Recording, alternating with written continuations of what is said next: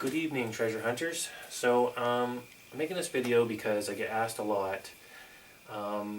First starting out metal detecting, should I buy a really expensive detector or should I buy a cheaper one?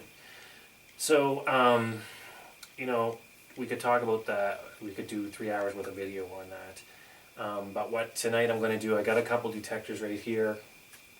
I'm going to show you some of the differences in the two, the price range, show what they can do, and then maybe a couple of tips maybe that'll help you with deciding on what kind of detector you should get. So alright, so what we're going to do is I'm going to pick you up here.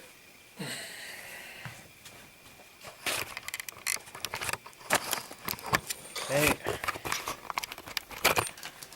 Alright, so what we got here for detectors is we got the White's Treasure Master Pro. I'll zoom in under here.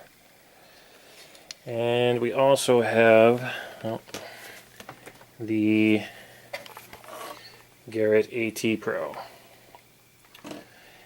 Yeah, so anyway, as I'm going by here, you can see on the table all these coins as you go around here are from the summer actually.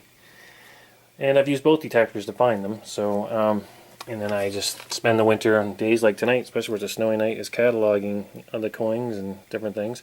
These I have 1, 2, 3, 4, 5, 6, 7, 8 little fish scale nickels I'm cataloging right now. Anyway, back to the detectors. So we'll start with the Whites.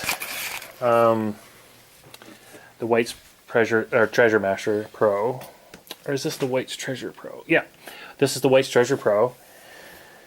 And it runs for about, cheapest on eBay I've seen is about $500 probably. Probably more expensive to buy direct. So this machine, well, White's, first of all, let's talk about White's detectors. So White's have been around in business for a long time. They specialize in saltwater detectors actually. That was their main claim to fame at first, for beaches and stuff, but now they've gotten into like the all-terrain type thing, all levels of detecting. I bought this one for a backup to my ATpro actually. So alright, so let's talk about it first of all. So first thing I like about this detector, and one of the things you should consider, is how heavy it is. And this one here is extremely light. I'm not sure the exact weight. I think it was like 3.5 pounds maybe, but it's really light, and it's a lot lighter compared to my ATpro for reasons, and we'll get into that. So it comes with a 10-inch coil right there, and coil, having a 10-inch coil is pretty good. That's one of the things you need to consider when buying a detector, is the size of the coil, even the shape. Yeah, so it's light and it's got a 10-inch coil. So we'll turn it on. So the first feature, oh yeah, before we go into it, so every detector regarding the price range comes with features. And what I mean by features is there's 100 different little things that can help you find and recover targets quicker and make detecting a lot easier. Some come with barely any features, some come with a lot. So the reason why I bought this detector was because for the price, for $500, it came with a ton of features compared to any other detector at $500. So, and we'll get into the features why that's important. So first of all, first feature I like on this is, I'll show you right here. We'll just hit this, lights out, and you can still see the screen. It has a built-in lit LED screen, which you can turn on or off.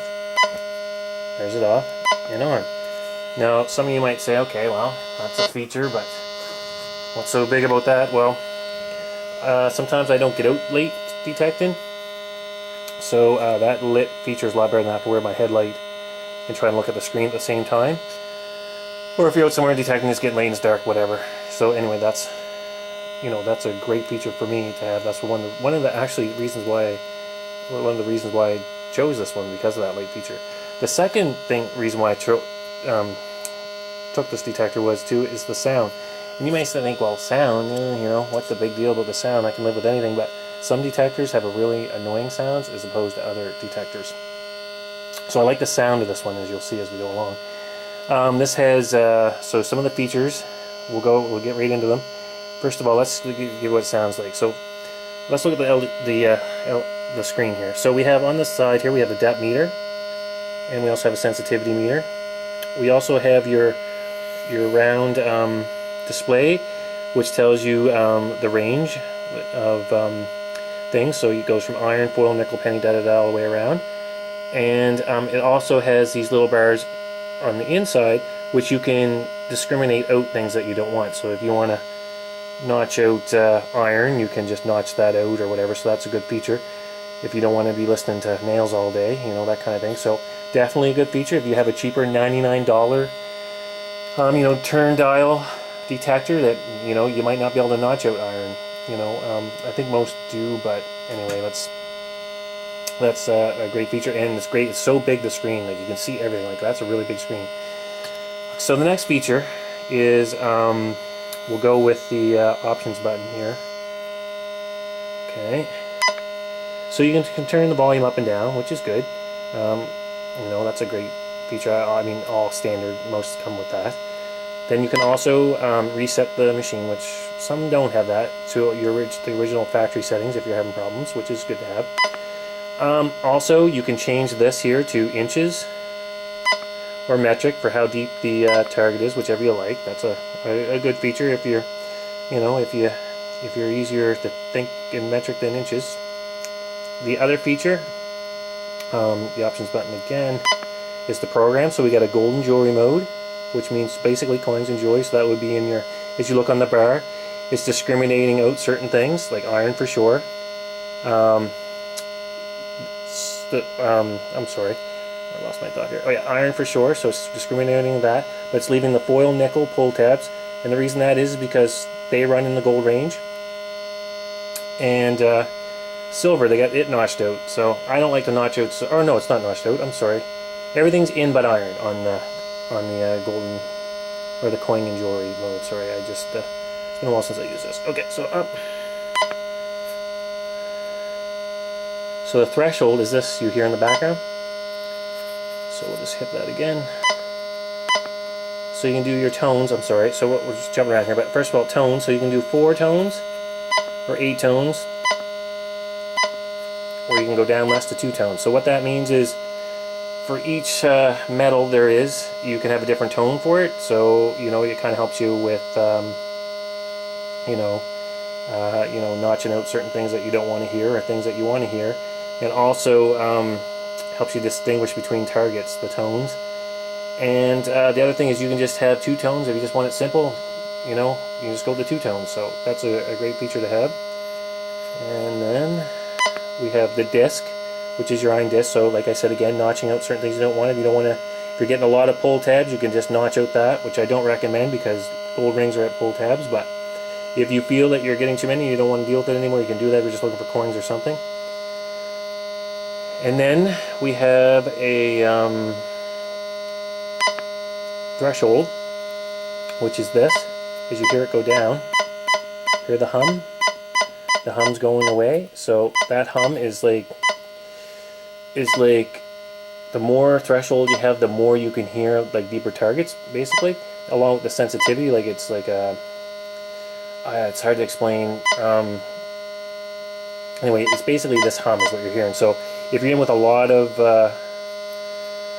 stuff, you can hear things in between. Like say you heard like a nickel in between 2 pieces of iron. It's going to help you with the hum, the threshold, the loud. It makes it louder, and that background noise is what it is, the background noise. And you can get a lot of information on that background noise. So that's the threshold. And then volume, we've already been through that. So, and then also we have your program. So coin and jewelry, like I said. Then we got beach mode, which is very good because all metals, which is everything, and then no trash. So the difference between these modes, as you can hear as I go through it, is, like say beach mode for instance, is the thing about this machine, the splice machine, makes it so good, and the way it's designed is because in the beach mode it is automatically ground balanced for salt. So if you're in saltwater beach and say you're up on some wet sand, if you don't have a machine that can cancel out that salt, it will give you faulting and go signals, so which it means is there's no signals there, so you're digging stuff for nothing, like there's nothing there, like it just sounds like it's just the salt making the machine go off. So whites are really good at making saltwater machines and keeping the salt and ghost faulting away. That is a great feature, the beach mode. And yeah, that's another one of the main reasons why I bought this detector for a backup, just for having a beach mode. I have a lot of beaches around where I'm at. Okay, and then here we'll show you now, once we get rolling here, so here we'll hit a penny. See, it'll tell you, it's picking up, I got something else beside it, but it's picking up penny there and it's telling you it's a penny. Plus, as it was going over, it was showing you, so it's telling you basically what the target is, copper penny. There it is down there. There's the penny. And it's giving you a number reading as well. It's just kind of hard to hold it steady over the target and hold the camera. Now it's saying dime. So it's not completely accurate, but it's giving you an idea of a couple of things it could be. Now we're going to go over a loonie. This is really interesting. There's the loonie. And as you watch, barely picking it up. There it goes. And it's picking it up as foil, miscellaneous, all kinds of different things. So, you know, and it's giving you a bunch of jumpy numbers, so it's quite jumpy. And I noticed that all the Canadian clad, like loonies and toonies, are pretty jumpy. Usually come up in the high 90s. Now here's a silver ring. It's saying silver dollar, high 90s. That's where all silver rings in, is the high 90s.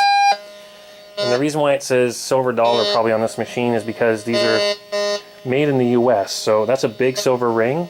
So they're thinking about, I mean, I'm sure it'll be the same as here, like it was like a $50 or, you know, that kind of thing. It would ring up silver because they're made out of silver. So that's those features, or yeah, those features on the LCD screen. And then here's the other feature that is really good that most $99 detectors don't have, and that's this. So we're hitting our target, our big ring, on the, and we want to find out exactly over that hole where it is. So we hit this button right here, it's called your pinpointer, and as it gets louder, a solid sound over it, you see? That's going to tell me right there in the center of that coil, there's the ring, zoom in, see center of that coil? So I'm going to dig right in the center of that coil. So that feature is so handy, you have no idea like how handy that feature is if you're just starting out, because without it you're digging huge holes, like you're digging like, you know, sometimes you can dig a hole 2 feet, you know, wide because you can't find the target because you don't have a pinpointer, you're just all over the place. So that's the other feature. Also, it has a battery indicator up here in the corner, and I do love the sound. Like I say, when you hit it, nice high bell sound, which most do. I have this in standard, and then, but I like the pinpointing sound. And also when you pinpoint, it also gives you how deep it is. See there on the left? It's saying there 3 inches down, which is about how far I'm holding it, and there's also an indicator on the left. Also has a sensitivity bar. So those are some of the features with this detector. I'm sure there's more I'm just forgetting right now. So this is my backup, I don't use it much. But it's a great detector, I really like it. I'm probably going to use it more this summer. So yeah, so that's the White's Treasure Pro. There's also a White's Treasure Master Pro, I think it's called, I can't remember. The next step up, I think it's $150 more, and it's completely submergible. Anyway, that's this one, so we're going to move on.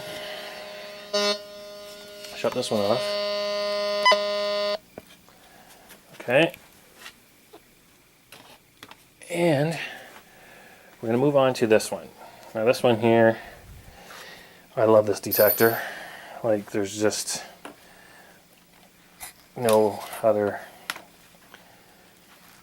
words to put it. So here it is, the AT Pro. And when I bought this, I think I paid $900 for it. Or no, it was $1,000. Actually, I'm lying again. I'm not lying, I just can't remember, it's so long. It was $1,300, but I got the accessories with it, so we'll talk about that in a minute. But the underwater pinpointer and everything. So this machine here is completely submergible, up to 10 feet. So that's a great feature. If you're doing river and lake digs, hunts, I'm sorry. And then, so let's start out with just the screen first of all. So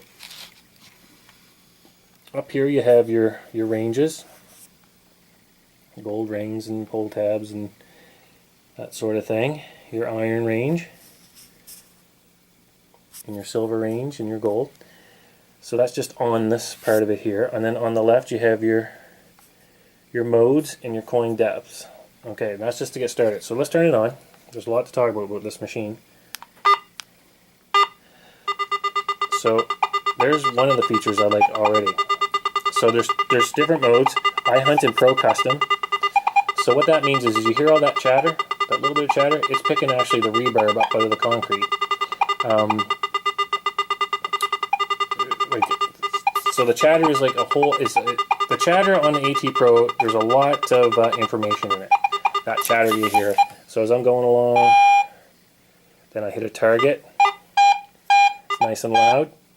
So that tells me that the target's close to the surface, which is good.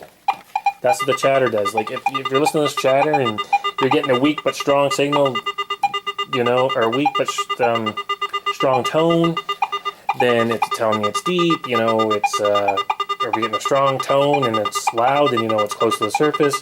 On top of all your gauges telling you everything. So it's jumping around there just because of the rebarb in the concrete. It's very sensitive, and I have a huge coil on it. So it has the pinpoint feature right here. It has your mode buttons. It has your iron disc, which is the same as the other one. You just notch out on the bar what you don't want up here. Pull tabs or whatever you're thinking. It's got your sensitivity bar right here across so you can read it. And your depth, so it tells you how deep the coin is. I'm sorry, I lied to you. That's the notch disc I was talking about, to notch out things you don't want. The iron disc is a great feature that a lot of detectors don't have, that are in the lower end. And what that is so let's say you're digging a target, and I'm going along right here on the silver ring. That's a nice loud ring, but as I'm going in between it, as I'm swinging it, I'm getting a little bit of iron, or I'm not sure if it's. I want to make sure it's silver before I dig it. So what you do is you hit your iron disc, and when I hit it, if I don't hear the iron signal mixed in with it, then I'm pretty sure that that's going to be a silver coin or something that's has no iron in it. So you can notch out all the iron completely. You can start out from 0 and notch right up to 40 how much iron you want. Some people like a little bit, some people don't. Once you use your machine, you get used to what you want. You know what you want in it. So that's a great feature. Like, I love that iron disc feature. It helps me make a lot of decisions actually. The other thing is I love or I don't love it, but yeah, the sound. Sorry. The sound is great, nice sound, easy to listen to. And you see the silver ring, look at that, high 90s, 95, 94, same as the Treasure Master. So high 90s. Then we'll go over and we'll hit this copper penny. 82, 81, and not 100 times, like 99 out of 100 times that's ringing up 81, that's usually a penny, usually. But I've been fooled before, I've dug a mercury dime before, but not too many. I bet you I've dug 300 holes, and every time it's been a penny, maybe 500, you know what I mean? It's been a penny. It's never really strayed me off to not being a penny, but a couple of times I have gotten surprised at different things that were close to the penny range. But anyway, and then the big loonie here. See how the loonie, the Canadian clad, it's so weird how it just jumps around because it's got so much different metals in it. So anyway, that's a couple of the coins. So the other, I'm just going to shut it off because it's jumping around. So the other features I like about it too are the ground balance. So what that means is, where I was telling you the Treasure Pro is you go through the modes, they're ground balanced automatically, which is good. But I mean, if you get in a lot of mineralized soil and there's things jumping around, you can ground balance yourself. So if I was using this on the beach, what I would do is, if I was in wet sand at the top of the beach, I'd have to ground balance. But if I moved to like some drier sand, I would have to ground balance again. Or if I moved to a different place, so you can always ground balance, which is good. You know, that's a great feature. Like if you're in, every time you go to a new location, you should always ground balance. Also, you can change the frequencies of what you're at. So if you're getting interference, you can change it.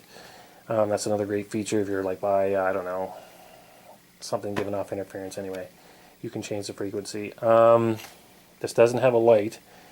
The other thing is, the other feature, or the other thing I like about this detector over the Treasure one and some other detectors is, and I don't know if this makes a difference, but to me logically I think it does, and that is, if you're, this one takes 4 batteries, that one takes 2.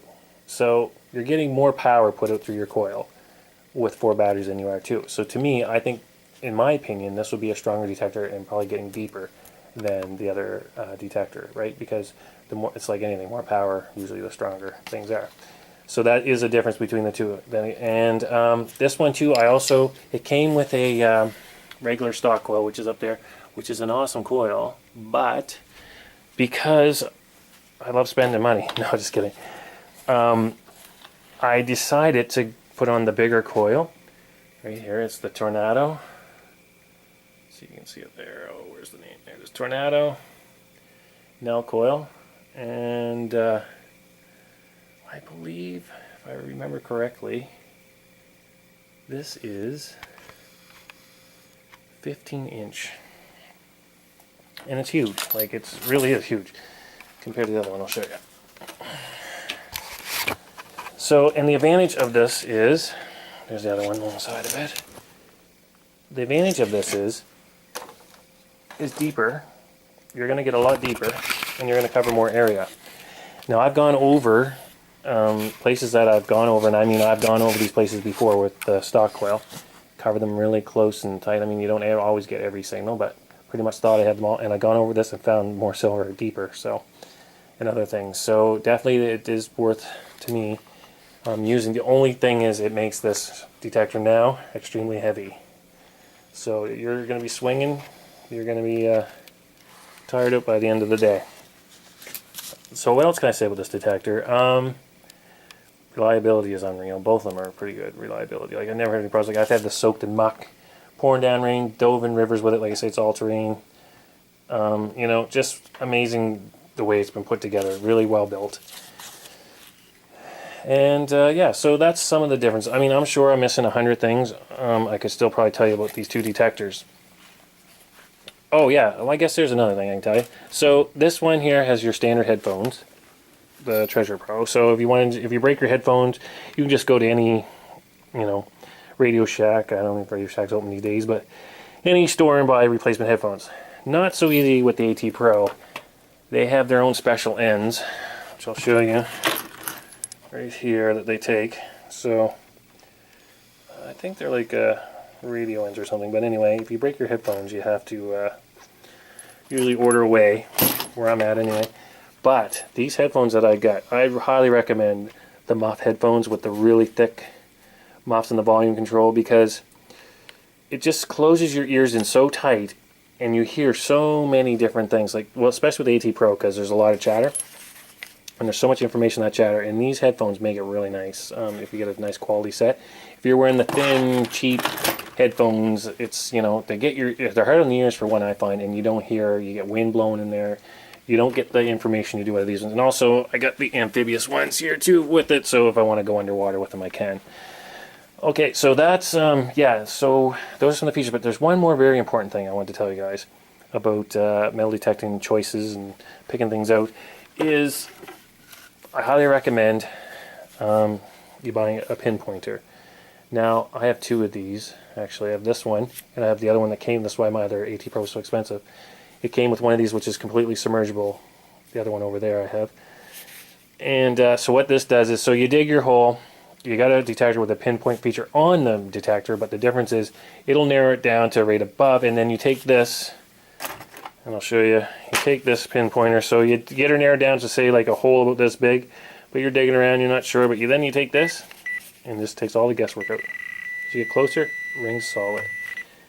And the thing about this is, it's going to save you so much recovery time. Like, when you're metal detecting and you're getting in a spot and you're like, oh my gosh, can't find this target, I've been here 5 minutes, I'm on my knees, you know, it's hurting your back.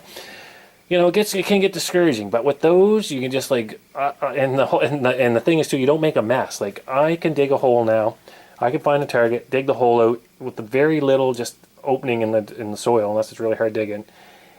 Get out my target, cover it up, and it doesn't. You never know I was ever there.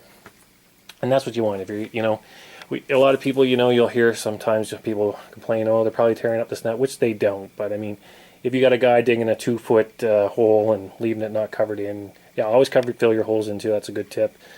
You want to keep the hobby, what, because a lot of people like to complain about those things, which is understandable. I mean, everybody has to say about something these days, so try to keep the damage to the soil as minimal as possible.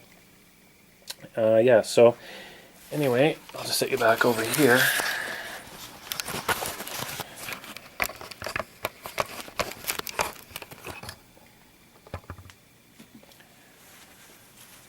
So those are my tips for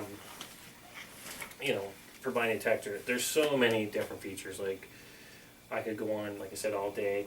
So hopefully this will help you deciding what to look for. I mean, the best resource, honestly, is YouTube. Watch other people's, like, if you're just, say you're going to buy a Canadian Tire detector, wherever, Amazon, whatever, YouTube it. Every detector has a YouTube review. Everyone. Pretty much. I've seen a lot of them. That's where I get my information. I watch so many videos, and then, make some of my decisions from there. And reviews are good, like just reviews on the sites. So anyway, I hope this helps, and I have other videos. It's funny because if you watch the first video I ever made called The Treasure Room, I mean, I found a lot of stuff. It was an Ace 250. It was like $250, and at the time it was the best detector I ever used, because I had the cheap Canadian Tire $99 one before that, the needle ones. I don't think it was Canadian Tire, it was like needle one. Anyway, so I was pretty blown away by the Ace 250. Great detector too still, I mean, beginner detector. So you can check that out too. I found so much stuff with that too as well. You're going to find stuff. Like, no matter what detector you use, you're pretty much going to find stuff. It's just, all it depends on is recovery time, and if you want, and you can eliminate, the more expensive you get, the more trash you can usually eliminate. But even the most expensive detectors still find trash. So yeah, YouTube your detector you're going to buy, and there's lots to consider. So watch a couple of my videos there. You can see the Ace 250 in action. You can see the AT Pro in action. I got a few videos on there, and I'm going to make one with the Treasure Pro next. So anyway, I hope this video helps. So good night, everybody, and happy treasure hunting.